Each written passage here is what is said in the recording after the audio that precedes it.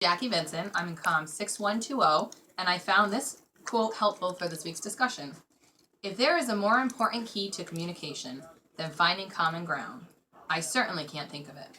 Common ground is the place where people can discuss differences, share ideas, find solutions, and start creating something together. Too often, people see communication as the process of transmitting massive amounts of information to other people. But that's the wrong picture. Communication is a journey.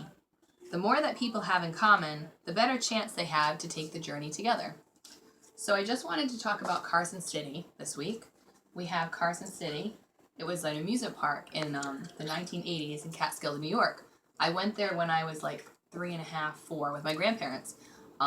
If you go back there now, it's a barren, deserted town, which is quite interesting because it was booming in the 1980s, 1990s because everyone went there for timeshares. So anyway, it opened, I believe, in the early 1950s. You can see it's like an amusement park for cowboys and Indians. So this is an old postcard that I got. It was my first trip that I went with my grandparents. Ironically, I actually lost my favorite Buzzy stuffed animal, but it was a cherished memory I have as a child. I remember running around with the cowboys and Indians. I have a few pictures on the computer here that I chose.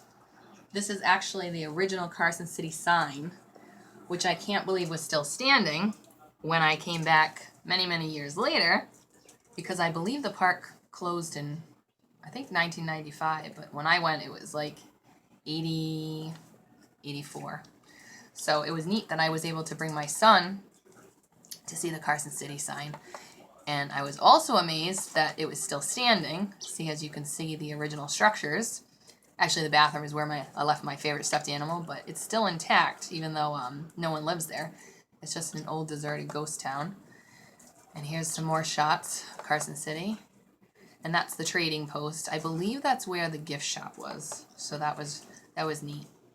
I guess I think there are some apartments there.